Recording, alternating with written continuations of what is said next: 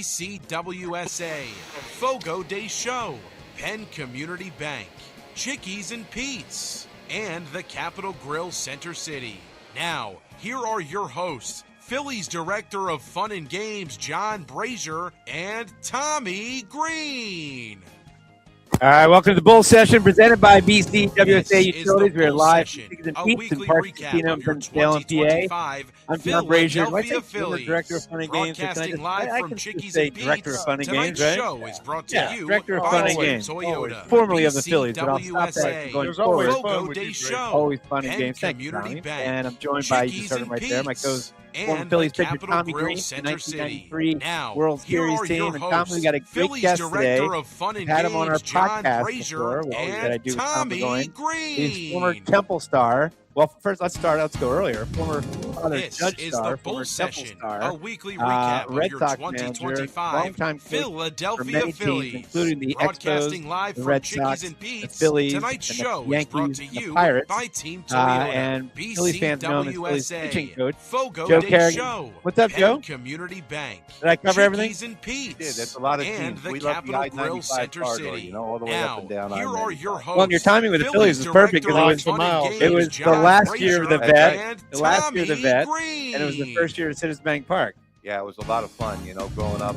This is the Bull Session, a weekly recap of your 2025 Philadelphia Phillies, broadcasting live from Chickies and Pete's. Tonight's show And you went to is high brought school, as to I said, you Father by Judge, Team Toyota, and Father Judge, you grew up in, or that's in Mayfair, Fogo correct? de Correct. Show, Right, and you guys Penn had, I think, like Community 3,000 Bank, Chickies students at and the time, Pete's, something like 700 people in and the class. Capitol Grill Yeah, Center our City. graduating class was a little Now, over here are 700, your I believe. hosts, It was, Phillies Director of Fun and 65, Games, John 65. Brazer, You didn't know any better and back then. Tommy It's just the way it is. Greene. We're growing up in a classroom.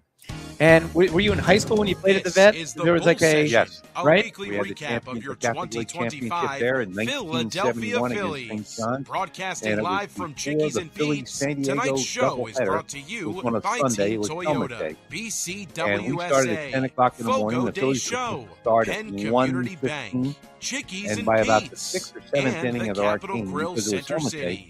Now, there had to be here 30, are your 35,000 hosts, people. Phillies That's Director awesome. of Fun And and it was Games, John unbelievable. Brazer, It's and awesome. Imagine that in high school. Yeah, Tommy 35,000 people came out to see my man. high school game. So the game ended up a tie. We played into the This 8th is inning. the Bull eighth Session, inning, a weekly and then recap that of was your it. They had a time constraint 2025 on it, and Philadelphia it was something Phillies, else. And, broadcasting you look live up, I from was- Chickies I and was Pete's. pitching. Tonight's Pitched show all is 8 brought innings. to You you look up, and by I Team remember walking up, and Toyota, it's like, BCWSA. It was amazing. You didn't Fogo realize de it, Show, did you? Yeah, you did. Penn You Community didn't hit you Bank, really. Hey, you were already Chickies primed and and ready to Pete's, go. You and don't the see a Capitol lot of Grill kids, Center a lot of City. young guys that Now, they get here in all are of your that. They hosts, start Right. Phillies Yeah. like Director that. of Fun and He's locked Games, in Well, early. John playing at the Brazer, Fluster in and basketball Tommy helped. Greene. My Yeah. junior and Yep. senior year, that helped a lot. You know, whenever people, well, how'd you This handle is fouls? the Well, Bull Session, when you a play weekly Catholic League recap of your basketball in 2025 you can handle any Philadelphia baseball foul. Phillies. Right, Broadcasting well, then you live go on from to Temple, Chickies and Pete's. and Tonight's show is you were brought part of to a you historic by Temple Team team because you Toyota, went to the World Series. You went to BCWSA, the College World Series, Fogo Tommy, in de Show, 1972 Penn Community with Texas, Bank,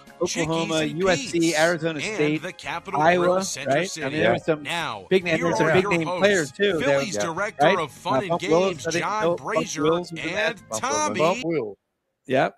Lynn's, I mean, yeah. Yeah, Fred they- Lynn. Fred Lynn, and some great Freddie. pitchers. I grew up You know, watching Freddie. Yeah, that was kind of cool. And I was lucky because I think I was the first freshman pitcher to participate in the College World Series.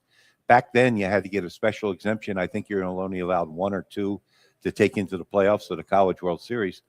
And I was one of the first ones allowed to pitch as a freshman in the College World Series. And that was So why that did they was have a that lucky rule break. to protect young well arms? for years they had the 3-year rule. Right, I remember You know, that. you had to play on the freshman team, which I did at Temple the first year. You know, it was the Lou Alcindor rule, really. Gotcha. Right, Yeah, right. Back then. So it was everybody freshman, and you're allowed 3 years to play as a varsity member. And you guys won a game, right? In the College We World won Series. 2 games. We were 2-2. 2-2. Yeah, I got my Yeah. big break. I got a save and a win. I pitched 7 scoreless innings there, and that's where scouts noticed me. Last year in high school, over 1,600 kids drafted. No, I wasn't drafted. And then 2 years later, I was the 9th pick in the country In the January draft. in the Right? January draft. Yeah. So I went from not being drafted out of almost 1,700 kids to the 9th pick in the country 2 years later, simply because of the exposure I got in the College World Series. Yeah, right. Now, right place, right time. That's it. And you pitched too in the in Cape Cod League. Yeah. Right. How'd you enjoy that? Not so much. You didn't? No, I didn't like. I've heard a lot of people didn't like working and then playing at night. Right. You know, it was very regimented, but you worked hard. Yeah. I mean, I was a carpenter's assistant, and boy, you were working hard. You were hammering nails, picking up lumber, and by the time 6 o'clock rolled around, you were beat during the games. Yeah. Yeah. And, I never went through anything like that. I got drafted out of high school, and I never got exposed. I've always heard guys talk about that, what kind of league and stuff it was. Yeah. Yes. I mean, obviously it was tough.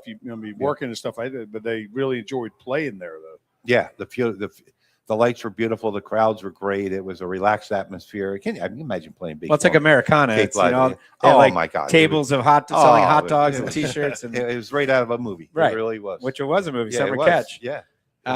Yeah, and that's also where the scouts really love to look at that league very closely, because the first time really players are using wooden bats, and you see that you get to see how some top-ranked guys play there, right? Too good quality guys play. See if they can handle that wood bat, right? And you're playing against the cream of the crop, mm-hmm. California, Texas, Florida. I mean, you're playing against everybody else's best stud. Yep. Whether it be college or junior college, it was some kind of league. Now how about this, Tommy? So he gets drafted by the Expos, as we mentioned. Tell the story about your major league debut, because it's a wild story about talking about promotional night. You mentioned helmet night. Oh. This one was, can you believe they had this promotion where, and I'll let you describe it, but I'll give you the general terms. You know how the Sixers, when they have a game, if someone misses 2 free throws, bricking for chicken. Right. Everyone gets chicken, right? They're all yell for chicken. The fans go nuts. They had this promotion, which I can't believe this took place in Major League Baseball. But Joe, explain. This is his debut too. Houston Astros. It was called Foamer Night. If a certain batter on the opposing team struck out, there was free beer the rest of the night. Holy cow! And how do they choose? That opposing? They chose the Expos because we were going to get only 12, 15,000 people in the Astrodome, and we were losing 100 games at the time. So it was Larry Durker was pitching. Durker? And the guy's name that they picked out of our lineup was Pete McCannon. Okay. Really? Yeah. Phillies manager. No, wait. Was this random or is this? Oh, it's random. Okay, it's random. It could be the cleanup hitter, it could be the leadoff hitter. But the other trick was they had a huge scoreboard and they had a digital clock there.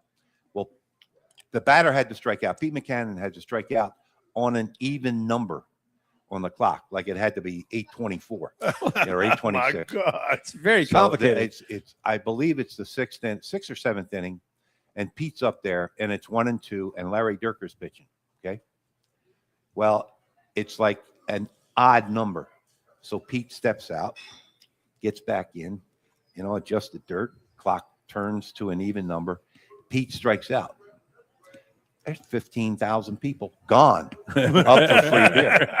That was my debut in the major leagues. So like there was that 10 night. There's 10 people in the stands watching me pitch. Right. Everybody else. And right. And Larry Durker pitched a no-hitter that night. Really? How about that? And as far as I know, I'm a trivia question. Sound like my game in Montreal. the last major league player to make his debut in a no-hitter. Wow. And, they always point to me. Okay. But Foamer night, hard hanging with Pete right McCannon, right? No-hitter, all on my first night in the big league, my first game in the big leagues. That was kind of crazy. That is a good story there, though. Right. Well, there's always stories that surround it, because even then, I'm not going to. Well, I guess I will jump ahead.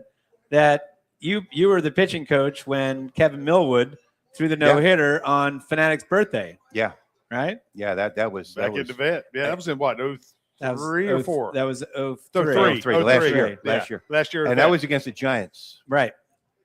So Giants been no-hit twice against us. The first was against the Giants is Terry Mulholland. That's a hell of a lineup.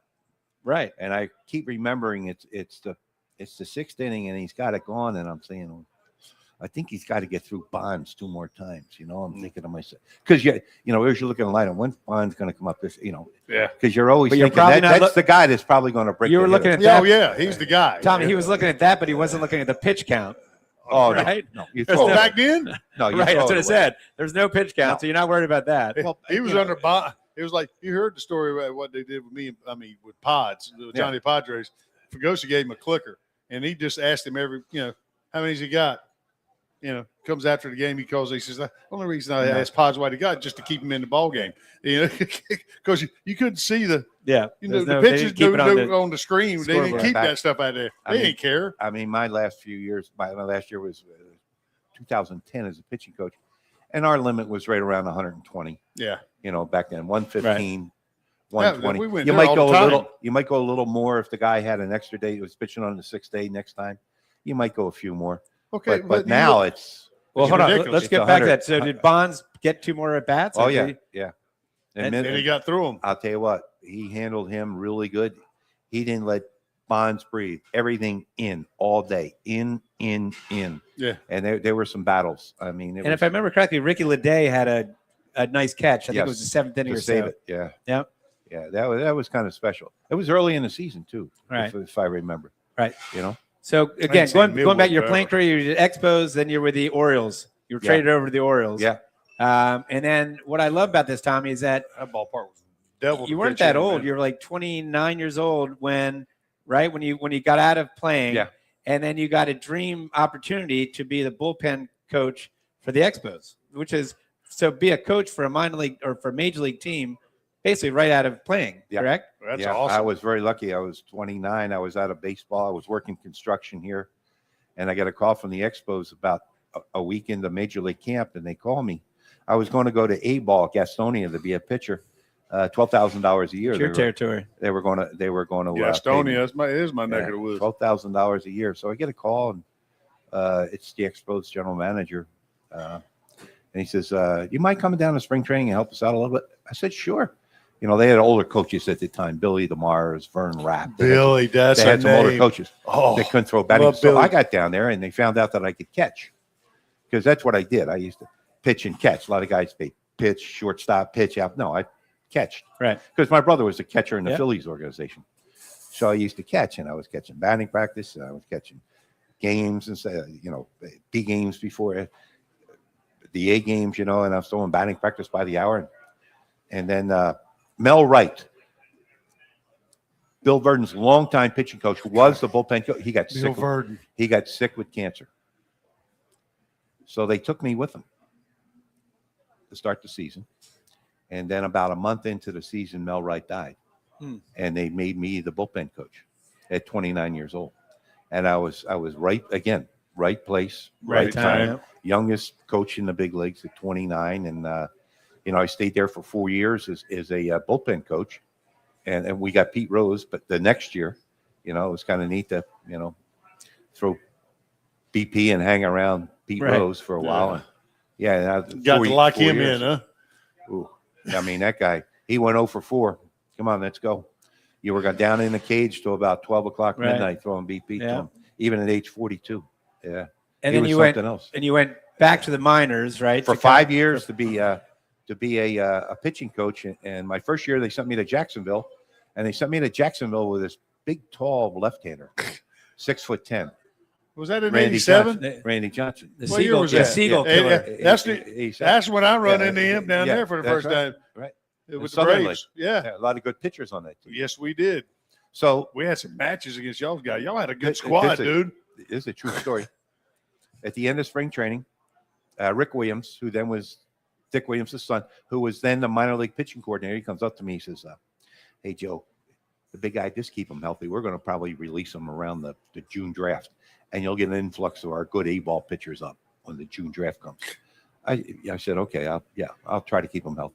Just keep him healthy. We're going to release him. Probably release him. He said, oh, my God. I said, well, we'll see about that. And I took a special interest in the kid. It was like daring me. Right. So, yeah. The rest is history. Right. Why? Because he was wild. I had him for 3. Yeah. They thought he just had no control. Wild, and he was an introvert. Right. you know, and We I used had to have some wars against those guys. I had him for 3 years in the minor leagues and the instructional league, and it was. When you look now, it was a lot of fun to see how he grew. Yeah, how where he was, progress. Hall of Fame. Something special. Did you teach him that slider? No, he didn't. He had that coming in out of USC. Oh, he did. Right. Except, you know, one time it would break 3 feet, and the next time it would back up 3 feet, and one time it would hit the net behind home plate. Well, you know, it's almost akin to Christopher Sanchez, because Christopher Sanchez, tall lefty who didn't have control, that Tampa Bay gave up on him, make the trade, and now he's turned into. I'm not saying he's turning into Randy Johnson, but. Was it? Yeah. Was that? I mean, was his arm? I mean, with his arm angle and stuff, would he get under a lot of stuff? He was always flat. Yeah, he was always flat. Yeah. But, you know, the major league manager and the major league pitching coach at the time didn't like him. And Dombrowski was in a real bind to trade him because he had to bring in an established pitcher to try to get him over the hump. Right. And he traded for Mark Langston. Mark Langston, we went to the Mariners.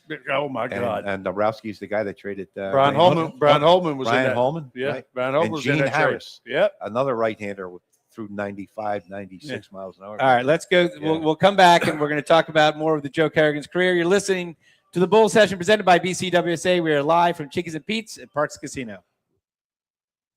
Hey, BCWSA customers. This is Tommy Greene from the 1993 National League champion Phillies. My friends at BCWSA are committed to providing us with safe, reliable water and sewer services. They operate state-of-the-art treatment facilities, provide clean drinking water, and make much-needed investments to protect our environment and ensure a sustainable future. Learn how BCWSA's investments help grow and serve our communities. Visit bcwsa.net. BCWSA, proven. Need auto service in a hurry? No one offers more service centers than the Peruzzi Automotive Group. More certified trained technicians to get you in and out. Appointments available within 24 hours. All makes and models. PA state inspections and emissions to major work including collision. All located on Route 1 in Fairless Hills. Visit any Peruzzi dealership for fast service. Peruzzi Buick GMC, Peruzzi Nissan, Mitsubishi, or Mazda, and their collision center. At Penn Community Bank, we're your financial partner for all of life's moments. Our checking accounts are designed with you in mind, providing convenient access and 5-star mobile and online banking services to help you achieve your goals. Right now, you can earn a $350 cash bonus for opening a qualifying new checking account with direct deposits in the first 60 days. Visit PennCommunityBank.com/cash bonus to learn more. Penn Community Bank, here we grow. Offer terms and conditions apply. Limited time offers subject to change. Ask for full details. Member FDIC. Hi, it's Pete from Chickie and Pete's. Bring your party to Chickie and Pete's. We can handle groups of all sizes at our locations across the Delaware Valley. Big parties, small parties, company parties, family parties, get-togethers with friends. Order off the menu or our special catering options. We can do it all, including coming to your home or office or special Play 2 party packages at our South Philly location. Book your party today. Hurry, the space is limited. Visit chickieandpete's.com for details. Chickie and Pete's is official caterer of the Philadelphia Eagles Touchdown Club and a proud partner of the Philadelphia Eagles. We now return to Chickies and Pete's for the Bull Session. Once again, here are your hosts, Phillies Director of Fun and Games, John Brazer, and Tommy Greene. All right, we are back to the Bull Session, Chickies and Pete's in Parx Casino. I'm John Brazer, joined by my co-host Tommy Greene, our special guest, Joe Kerrigan. Yes, Tommy. What was that they said coming in? Director of Fun and Games. Yeah, there's no. What was the first word in front of it? No former. No. Director? Yeah. They said Phillies. Phillies. Director. Yes. Well, I'm talking about the Phillies. Oh, okay. I do the podcast of the Phillies, so still, I guess you kind of there. Still consider you there, right? I'm going to emeritus. How about that? Emeritus. I like that. Emeritus. Phillies emeritus director of Fun and Games. Okay. There you go. All right, so Joe, we'll speed forward. You were pitching coach for the Red Sox under Jimmy Williams, former coach also of the Phillies. Yeah, great man. Coach with the Braves. Big baseball. Like Bobby Cox. Oh, my God. Right out of the same. I mean, they're right out of the same mold. Yeah.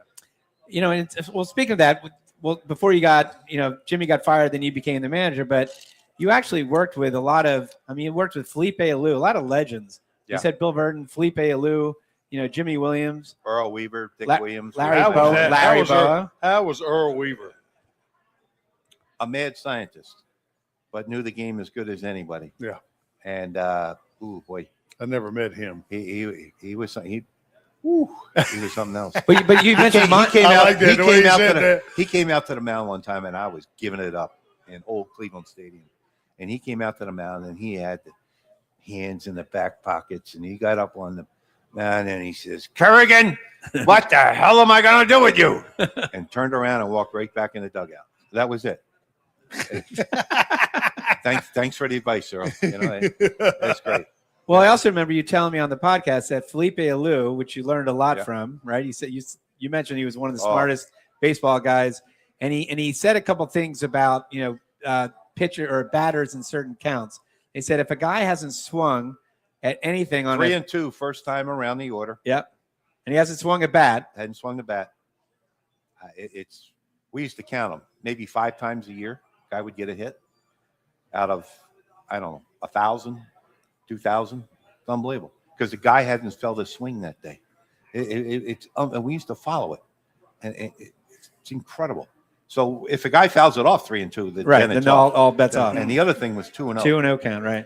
2-0 count. Guy throws a fastball, and the guy swings and misses. Very rarely will you see that at bat result in a hit. That was another Felipe-ism, because I know the fastball's coming. You're throwing it. Everybody knows. I swing. Now, what are you going to do from there for the hitter?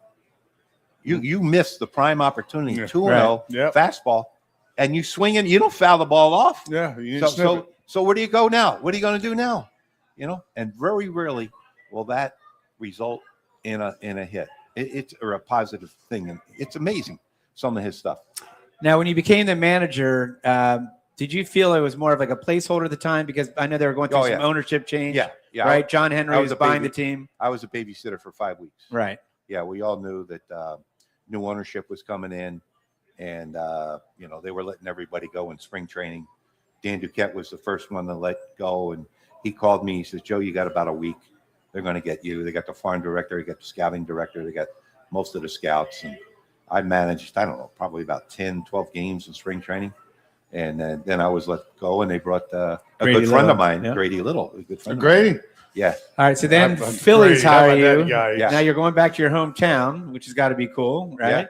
Yeah. And again, it's the last year of Vet Stadium when that is a crazy year because we just signed Tommy.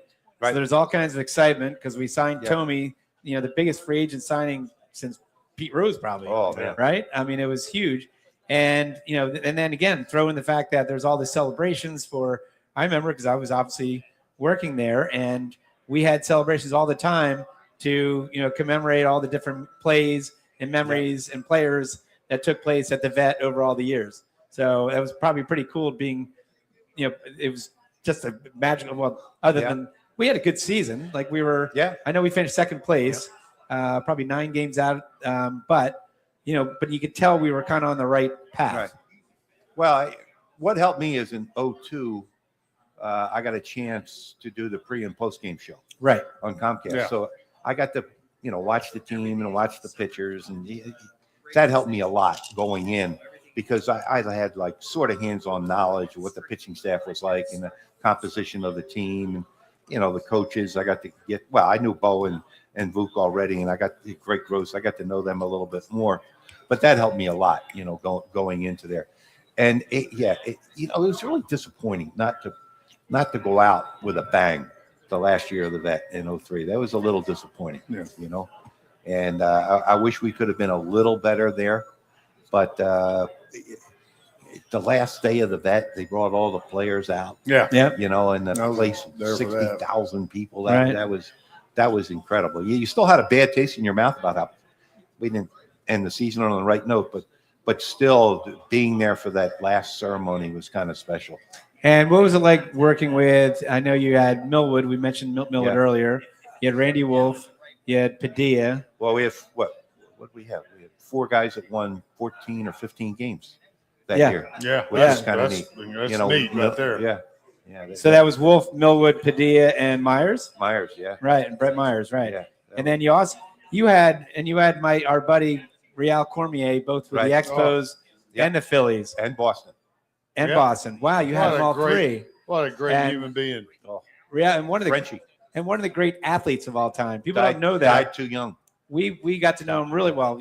We all knew him. You guys knew him from playing. Yeah. He came down to fantasy camp, and we got to know Real. What a great sense of humor. But Real, what people don't know, the guy was an unbelievable athlete. Great athlete. Yes. I mean, he ended up becoming like a scratch golfer.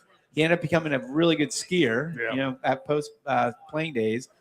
He was the badminton champion in his province in Canada when he was a teenager. You probably didn't even know that, Tom. Yeah, I heard he. I heard something about badminton, but I didn't know that. Very humble guy.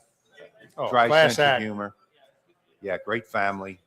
Yeah, I was around Frenchie for a long time, and died way too young. Yeah, very sad. It's a shame. And then 2004, that's when we opened up. So you were actually at not only the Vet and then Citizens Bank Park, but you were at Jack Russell Stadium and Bright House or whatever we called it back then. I forget what it was originally called. Jack Russell. Yeah. Oh, Jack Russell. No, Jack Russell. Then the first Final year of the new one. It was, I forget what they called that the first time. I don't know. They've changed names like 8 times. But both were quite a change because Jack Russell was small place and in kind of a cinder block, little bit of a scary neighborhood, and that's very lightly put. Right. And then this beautiful Citizens Bank Park, and tell the story, which I love the story, and includes the guy you worked with, Larry Boa. Or Tommy, I don't know if you remember this. First year of the ballpark. Mm-hmm. So we had to have 2 games against Cleveland to work out the kinks. Yeah. Right? We had to work 2 games. Exhibition. And that's, so the Airmark people know what they're doing. The kids get the concessions right. The ground crew get that right. Get all the different, get it all out before the games really start. Right? Brand new ballpark. So we have 2 exhibition games against Cleveland. We decide, and this is the last part of the story, then I'll let Joe take over. We decide for some reason that we're going to put our bullpen up in the upper level so so they can see the upper tier. Yeah. So they can have a better view of the game. Yeah. Right? Yeah. But what we didn't realize is we forgot about our fans. Yes. So Joe, take over the story. Oh, they were right on top of you. I mean, breathing on you. I mean, you were exposed. They're yelling at you. So after the game, we went to Ruben and Ed Wade, general manager. The guys said, this ain't going to work. Right. We're going to have to switch.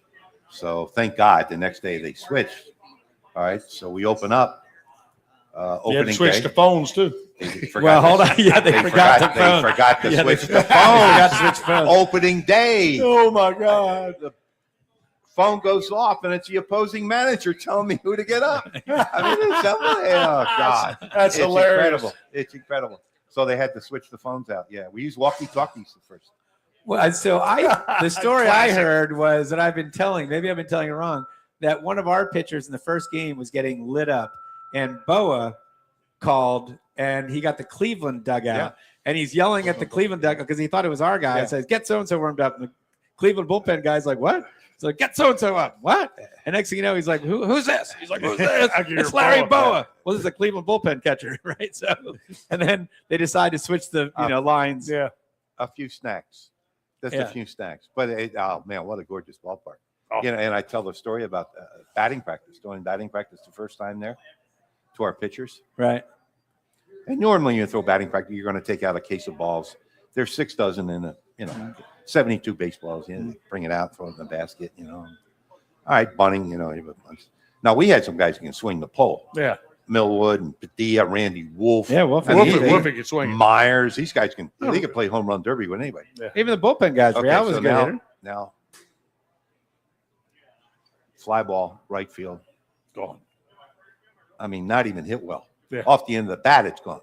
Then a jam shot, then that's gone. So normally the BP lasts for about 15, 18 minutes, pitchers, because they're having fun. It's their time to have fun. We were almost out of balls after 15 minutes. Yeah. Pitchers BP. And I said to myself, we used to love that. Oh, boy, this ballpark. Woo. And, it was called a bandbox for a reason.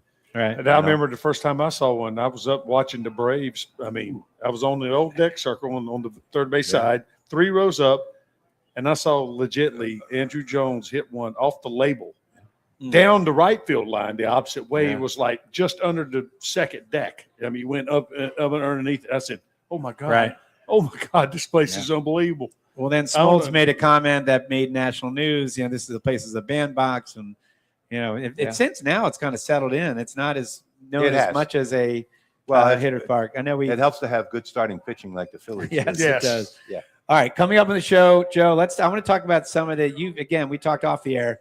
You've actually worked with some legends, absolute pitching legends in the game. We talked about Randy Johnson, but talked about absolute. So I want to go through some of the names and tell me what it was like working with the likes of Pedro. And again, there's many, many more. Mariano Rivera. I mean, there's millions. So we'll talk about that when we get back. You're listening to Bull Session, presented by BCWSA. We are live from Chickies and Pete's at Parx Casino.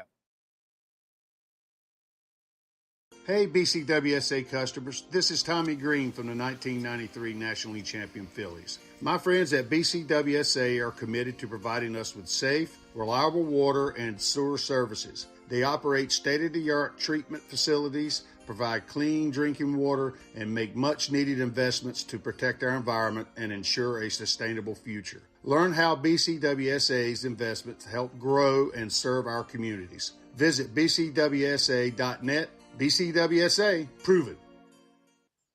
Need auto service in a hurry? No one offers more service centers than the Peruzzi Automotive Group. More certified trained technicians to get you in and out. Appointments available within 24 hours. All makes and models. PA state inspections and emissions to major work including collision. All located on Route 1 in Fairless Hills. Visit any Peruzzi dealership for fast service. Peruzzi Buick GMC, Peruzzi Nissan, Mitsubishi, or Mazda, and their collision center. At Penn Community Bank, we're your financial partner for all of life's moments. Our checking accounts are designed with you in mind, providing convenient access and 5-star mobile and online banking services to help you achieve your goals. Right now, you can earn a $350 cash bonus for opening a qualifying new checking account with direct deposits in the first 60 days. Visit PennCommunityBank.com/cash bonus to learn more. Penn Community Bank, here we grow. Offer terms and conditions apply. Limited time offers subject to change. As for full details, member FDIC. Hi, it's Pete from Chickie and Pete's. Bring your party to Chickie and Pete's. We can handle groups of all sizes at our locations across the Delaware Valley. Big parties, small parties, company parties, family parties, get-togethers with friends. Order off the menu or our special catering options. We can do it all, including coming to your home or office or special Play 2 party packages at our South Philly location. Book your party today. Hurry, the space is limited. Visit ChickieandPete's.com for details. Chickie and Pete's is official caterer of the Philadelphia Eagles Touchdown Club and a proud partner of the Philadelphia Eagles. We now return to Chickies and Pete's for the Bull Session. Once again, here are your hosts, Phillies Director of Fun and Games, John Brazer, and Tommy Greene. All right, we are back to the Bull Session at Chickies and Pete's in Parx Casino. I'm John Brazer, joined by my co-host Tommy Greene and our special guest Joe Kerrigan. And Joe, I mentioned that you worked with, had the pleasure of all those years, obviously with Expos, with Yankees, with the Phillies. There's just some big names in baseball, and it's got to be, you got to look back on that and feel pretty proud. You're able to work with the likes, and I guess the very beginning was, you mentioned Steve Rogers, Woody Fryman, and you worked with Dennis Martinez and guys like John Wetland and Jeff Fasaro, Pedro Martinez. I feel like Pedro Martinez followed you, right? Because you had him for how many straight years? Well, with Montreal and then Boston. Yeah, 9 years, yeah. And let's start with Pedro, because Pedro, I'd love to get Pedro. I dealt with a lot of players, right, for a long time. Pedro was only on our team for a couple of years. Right. And I remember his first start was at Wrigley Field for the Phillies. ESPN game, big national game, because they wanted to see, Pedro in a Phillies uniform. And as you know, Wrigley, underneath, you got to go underneath from the dugout, and you go underneath, the stands. And then there's like a little staircase, a rickety staircase that goes up to the tiny little clubhouse, right? Yeah. So I remember over like where the fans corridor are. Yeah, the corridor. Yeah. So we go up there. There's not a great place for ESPN to do an interview, right? So, and I was kind of the one to set that up. So first of all, in the beginning of before the game starts, Pedro just came over from the Mets, and so his shower kit still he had a Mets shower kit in his cubbyhole, right? And again, everyone can see everything because you're on top of everything. Yeah. And one of the players, I forget who it was, but maybe Burl or somebody, saw that and pulls the shaving kit with the Mets on and says, "Pedro, what's up with this?" And Pedro quickly, with a smile on his face, looks at the 16-year-old clubhouse kid. Goes, I told him to get me a Phillies one, but he never did. He probably never asked the kid, but the kid's shaking in his boots, and Pedro's blaming him for something. Yeah. So then, and then I think that same kid painted his cleats that were his blue Mets cleats and painted them red for Phillies. But after the game, I had to do it right under, like next to the staircase, ESPN. Yeah. So again, not the ideal place, but you had to do somewhere. So we do it down there, ESPN interviews. And probably the first time ever a player said to me, especially of his stature, said, "Hey, man, thank you very much. Really appreciate it." I was like, "This is Pedro Martinez, and he's thanking me. I didn't even get that from rookie players." So to me, like, what a class guy, Pedro Martinez. Yeah, we got him from the Dodgers when he was very young, 93, 94. Tommy Lasorda didn't believe he had the body to be a starter. So he put him in a bullpen, and Phillie, of course, electric boy. Saw him pitch in a Dominican and said, "No, this guy can start." So the first year and a half was a little rocky. He's a little immature. He had a little trouble finding his way. Good thing Phillie was there to kind of guide him in a fatherly way. He needed a lot of discipline back then. But once he learned the value of repetition, the value of good work habits, then he really started to take off. Then it was like, "Ooh, this is fun being a dominating pitcher." But I have to be more accountable. I have to respect the game more. And once he started to do that, it was a lot of fun to watch. So that must have been pretty cool to see him from basically a raw, figure to raw pitcher to the polished Hall of Famer, one of the best of our generation. Did he have big hands or just real long fingers? Real long fingers. And his brother was like that. Oh, yeah, Ramon. The brother was a great pitcher for the Dodgers. Right. Yeah, Ramon. And, he had the same thing, same character. But he was a lot bigger than him. He's like 6'5". They actually Ramon was tall. Yeah, but he was like, so you could go back. Yeah, he was like weird. I think that made that change up so great. But he would get into a game, whether it be the Yankees or whoever in the Yankee Stadium. I remember striking out 16 one night against maybe the best lineup in a decade. Right. The Yankees had at the time. And boy, he got into the game, tight game, 1-run game, about the 6th or 7th inning, and the lineup had to roll over again. And wow, he went from like 95, 96 to 97, 98. They had no chance. Don Zimmer called it the best pitch baseball game he had ever seen.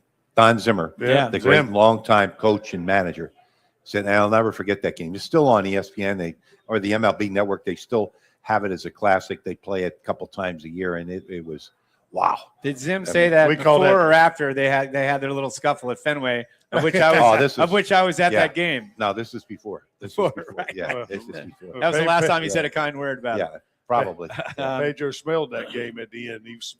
We called it starting pitcher. He wanted that game. The perfect game he pitched in San Diego, he doesn't get credit for because it's 0-0 after 9 innings. Right. And that San Diego line, they had some guys that could rake. Phillie and Tony Gwynn and the third baseman Caminetti. Yeah. Oh, they had some guys that can hit. Now, when you had Wakefield, but had Wakefield been using the curve or the knuckleball at that point? Oh yeah. So did you have any say in helping develop that or not? No, I had no idea. I was just along for the ride. He come from Pittsburgh. Right. He was an infielder. He was a second baseman. Yeah. And they were going to release him, and they said, "Do you mind if I go down to the minor leagues?" And they got a pretty good knuckleball, and they took a look at his knuckleball. And they said, "Okay, we'll send you down." And then he made his way back up through the minor leagues with the I remember Pirates. That when he came up. I remember when they brought him up. But we would bring Negro in 2-3 times a year. Okay. And Negro would be like a tune-up specialist for Wakefield. I was like, what the hell did I know about it? What did anybody know about it? Right. So I would get, what better than Nuxie to come in there? I would get tips from Negro on what to look for, what to watch, make sure he's finishing low. Don't let him finish high. That's when the knuckleball will get high on him, And Negro was right, If you want the ball go down low, you finish low. You want the ball to remain high, you stay high. And he was right. Even with a knuckleball, something that commonsensical, that basic worked. and make sure he pushes the ball. Don't let him trying to throw the ball, because that's actually what you do. You push the ball. And make sure his head stays on the target. Don't let his head fade. All this little stuff like that you could use with normal pitchers. Yeah. But he would mess with his grip from time to time, and Nuxie was really good, because who else understands teaching the knuckleball other than that's when I first met Nuxie. I will never forget this. There's a quick little story with me. One of my first big league camps. I was down in West Palm Beach with Atlanta, and Nuxie's the bullpen coach. Believe that of all people. He's the freaking bullpen coach. What's he going to do down in the bullpen? Reliever, but we're out there early. Cup of coffee, had my glove beside me. I'm talking dews on the ground out there. It's real early in the morning. And Nuxie looks at me. He says, "You want to have a catch?" I'm like, yeah. I'm like a little kid in the candy store. I go out there and we do a toss. They said, "Hey, throw me one of them things." He says, "That's called just one." He threw me that thing. Didn't want to hurt you. No. Legit, dude. Yeah, you got to hurt you. You're catching here. I legitly could have read the writing on the wall. It didn't spin anything like it just went like I put my glove up. I didn't even get glove on it. It went right. It was the most amazing thing ever. I just walked, sit back down to the dugout. I used to catch all my starters in between starts. Because I was a catcher, so I'd put the gear on and catch every one of my pitchers for 20 years. I caught them on the side. You get to see the only guy I didn't. The only guy. That's right. You get to see what the hitter sees. The only guy I didn't catch, Wakefield. And I tried. Right. I tried one time. You were gonna wear it. And how about, did you catch Rivera? Oh yeah. So Rivera, obviously, he perfected the cutter, right? Which is not hard to catch, but could you see as a catcher how hard it was for a batter to late? He was the type of guy. He throws 16 to 17 pitches to get ready in the bullpen. That was it.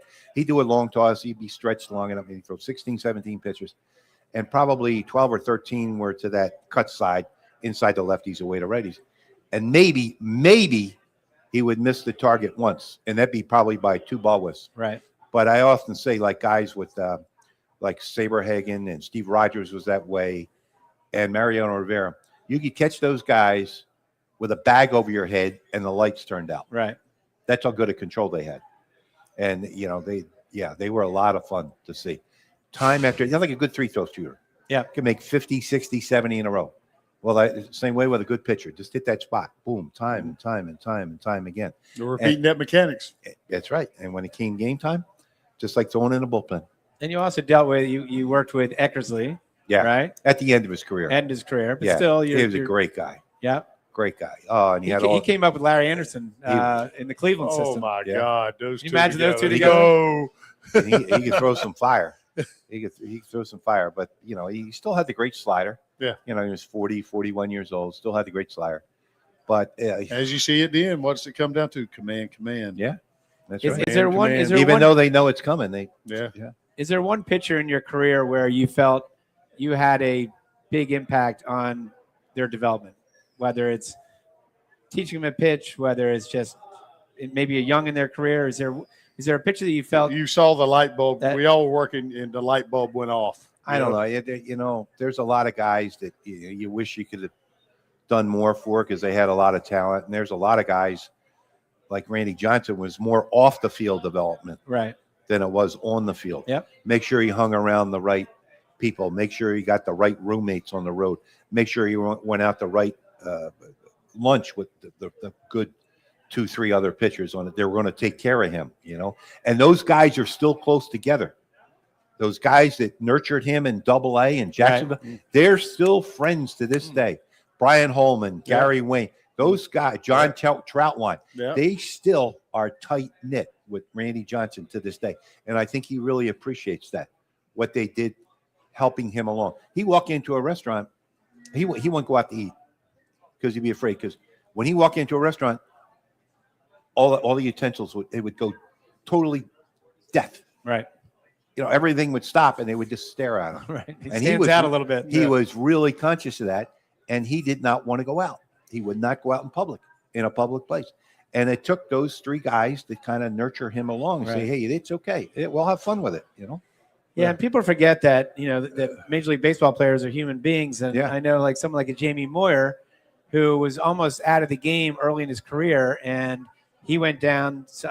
Someone turned him on to Harvey Dorfman, right? And Harvey Dorfman, who is the first mental skills guy, and probably not just baseball, but all of sports, who turned around a lot of people. Roy Halladay being one of them as well. But it's interesting that that things like that, Joe, like the social side, the mental side. It's not just what you have in your arm; it's a lot of it what you have in your head, and nurturing someone along. In the minor leagues, it's a lot different. We had a guy who had tremendous talent in the Expos organization, and he was struggling, and something was off. So we brought him in and say, "Hey, you could do this.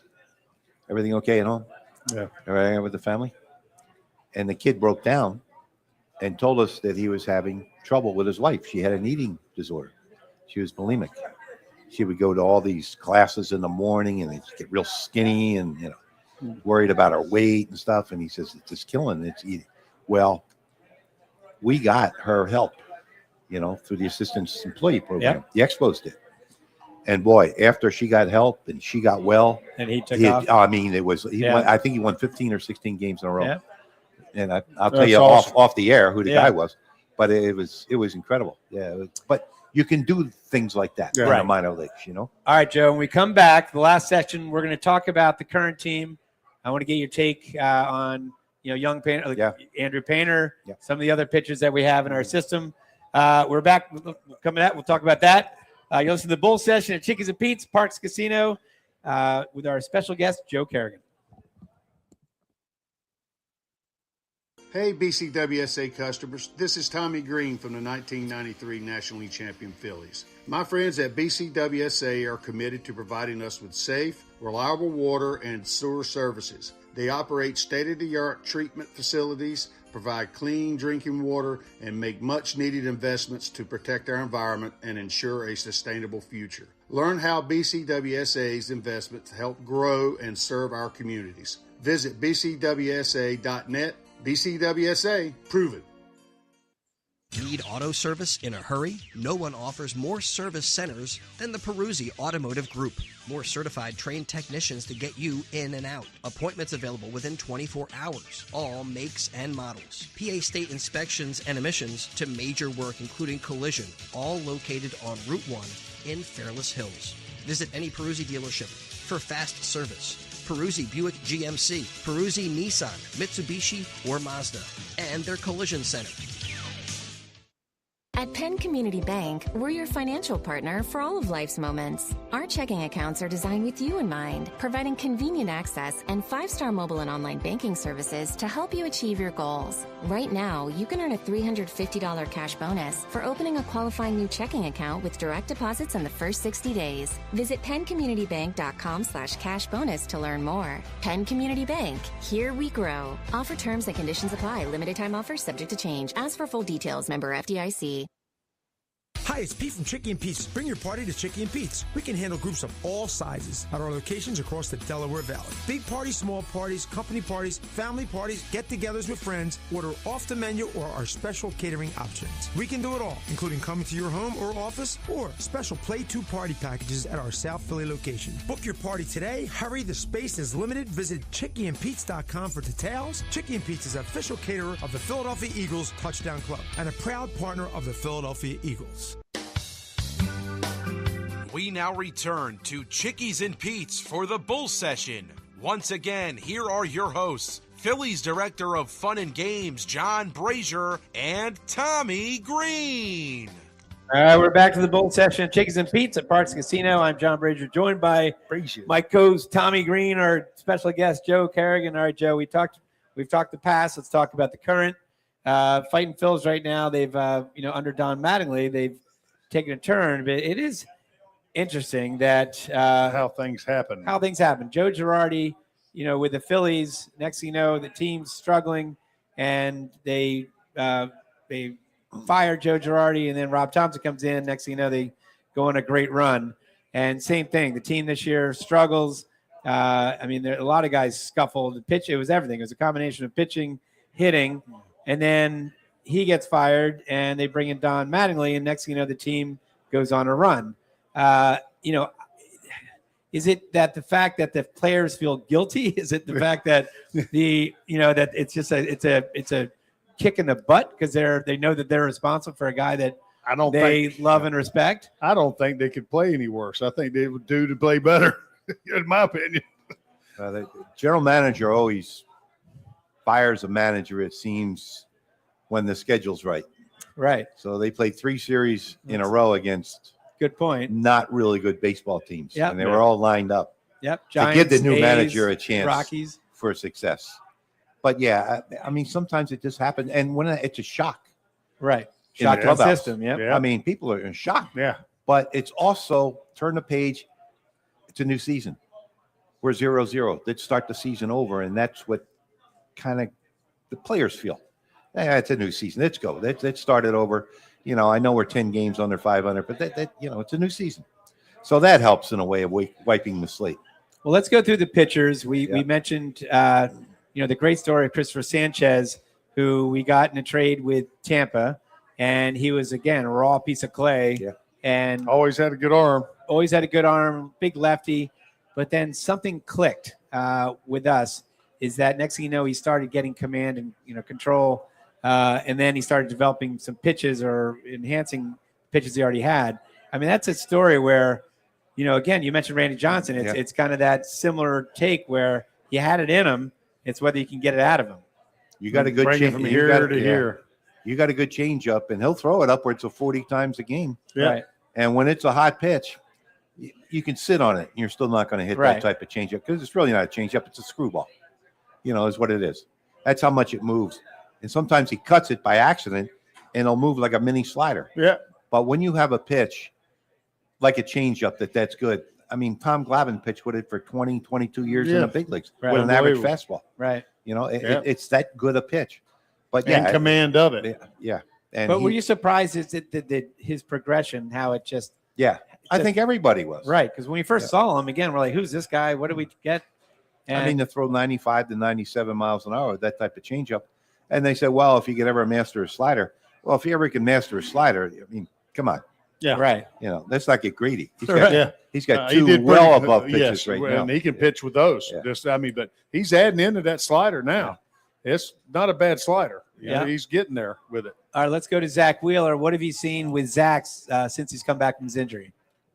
Way better than I expected. Those guys that come back, number one, they come back so soon. I've been around those guys that take upwards of a year to come back. Right. And have to build velocity up over a period of 2, 3, 4 months. This guy came back in almost record time. And man, he's right back where he was, 94 to 96 miles an hour. Great command. That's the other thing. He didn't lose any of his touch and feel. Great command. He's breaking balls there. His change-ups there. And he's maintaining 94, 95 through 60, 70, 80 pitches, which is even more impressive. Mm-hmm. And I guess he got natural rest with his arm by injury. Maybe. Anytime but that's a difficult you said the surgery. big thing. You said the big thing to feel. Anytime you start screwing around with the shoulder like that, your proprioception out front like that is, because they got rid of some stuff in there. So it's a little bit different inside his shoulder right now. And he's having to relearn himself. And that's a huge thing, All right, let's go to Nola. Now, Nola's had a good outing his last outing, and he's been – again, he's in the beginning of the year, while Rob Thompson was managing, no fault with Rob, obviously, but he was going to a 6 ERA. He's had a couple good starts of late. Can you see Nola kind of continuing that success, or do you think there's still that, it seems he's got that 1 inning issue where he gets up? My big question, I guess that's who I wanted to talk to him about a little bit. What does he see in Nola with his, we might have talked about him in the past, the last time we were together talking about his mechanics. There's more things to me it looks like can go wrong with him, his angles and the way he flattens out and he stays in that zone, where it's more hittable. I've talked on and off to Robbie Thompson about this the last few years. Stretch. At one point last year and the year before, they were hitting almost 100 points higher out of the stretch than the windup. Right. He's having all kinds of trouble in the stretch. He couldn't get the second or third out once he got in the stretch. And Robbie and I talked a lot. I talked a little bit about it.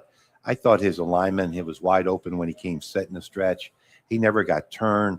Hitters were seeing the ball early. Yeah. Anyway, that would for a couple of years, that was a big problem. I think he's got that solved now a little better, but he's got to learn who he is.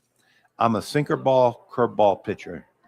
I can't force that ball in the left-handers too much anymore. That cutter, throw it in the trash. It's no good. Right. Terrible pitch. Let's go 3 basic fastball, sinker, curveball, changeup. Not the power guy. He was never power guy to be in. But let's learn how to pitch like Webb with the Giants. Let's bury that ball on the ground. Right. Ground ball at the ground. And he still too many high sinkers, too many flat high sinkers. He get away with that because he used to throw 94, 95. Not anymore. So he's still trying to rediscover who he is, I think, with his stuff. Right. And I think he'll get that. It starts with the mentality and believing in yourself that you can stay down at the bottom of the zone consistently. Yeah. That's where it starts. And I think the big thing about the game now, everybody wants you to pitch up in the zone. Right. Analytics and all that crap. I mean, don't get me started on that. And then tell me what you see of Painter. We have a couple minutes left. With Andrew Painter, obviously he's a young pitcher, rookie pitcher, so he's struggled a little bit, but he's also shown flashes of what everyone sees. Maybe not his fault. Over 5 ERA in AAA last year. He's not ready to pitch in the big leagues. It used to be said that you have to pitch yourself out of that league to get to the next league, and he hasn't even been close to that. So I just don't think he's ready for prime time, simply because he's had enough experience, had enough repetitions on the mound. And you're expecting a guy to pitch good in the big leagues when he had over a 5 ERA in AAA? No, the magic wand, you just don't rig a magic wand over somebody and say you're going to be good in the big league because you got good stuff. I saw a stat this week. The straightest fastball in the big leagues by movement. Right. The straightest out of 100 pitches. 100 pitchers. That means the straightest fastball. That's not good. No, that's not good. I don't care how hard you throw it. All right, we got 1 minute. We got 1 minute left to talk about Luzardo, the last starter. He's fun to watch. Again, he's got tipping issues. He has a lot of problems when the opposing team is in the first base dugout because they can get a good look at him. When the opposing team's in the third base dugout, he seems to pitch really well because you can't see that glove. You can't see that movement. Right. You can't see him gripping the ball. And I think they got that problem solved. But at times he's got unhittable stuff. Filthy. You wonder matured. why, He's matured. He's going to get it. He had success last year. He's going to be fine. I think he's just getting caught like one inning. But you look at the stats and stuff. When I start seeing the big thing that I look at innings pitch and giving up more hits than innings. Yeah. That's what I start watching a little bit. Some of them are weak, bleedy hits. Yeah. But still, that's when you start base runners, and that's when you give up runs. That type of thing. That's what's been happening. Another guy gets in the stretch and can't get out of it. Yeah. Do you see this team continuing to kind of, again, they're playing lesser teams now. Right. But when we start to play, it's tough stretch. I know we have the Dodgers coming up. Tough stretch. Cubs coming up. Coming up. Pittsburgh's a good team. Now, right. They got Pittsburgh. Yeah. Fenway, they move into it. I don't care what Fenway Red Sox are always tough at home. Yep. So it's going to be a little tougher. Right. But it's good to see Schwarber. It's good to see Marsh. I wonder if Marsh. I'm really happy for that dude. Yeah. I think he's a good young man. Is having good success right now. It's well deserved too. He's been busted. And we'll see if he's going to be playing against lefties. Obviously, they've platooned, but he's again having success. He's having a kind of a breakout year this year. I mean, they got a shot at the wild card. I don't think it's realistic to think they're going to win the division. Yeah, the Braves are just too strong this year, and they're going to have people coming back. Strider just came back for them, and what that's going to do for their rotation. Yeah, but I think they'll. Interesting games in September. Let's play meaningful games in September and hope they have a shot at the wild card. Yep. All right. Well, that wraps up tonight's Bull Session presented by BCWSA Utilities. I'd like to thank my co-host, Tommy Greene, our special guest, Joe Kerrigan, our on-site engineer, Chris Ermer, and Chickies and Pizza, Parx Casino, for hosting us today. And thank you for listening. We're going to be back next Monday at Chickies and Pizza in South Philly at noon with one of our Phillies relievers. Ooh. We'll keep that a tease. No, really? Yeah, only because I don't know who it is, Tommy. But it will be a Phillies player. Until then, have a great week. And as the late, great Harry the K says, we're out of here.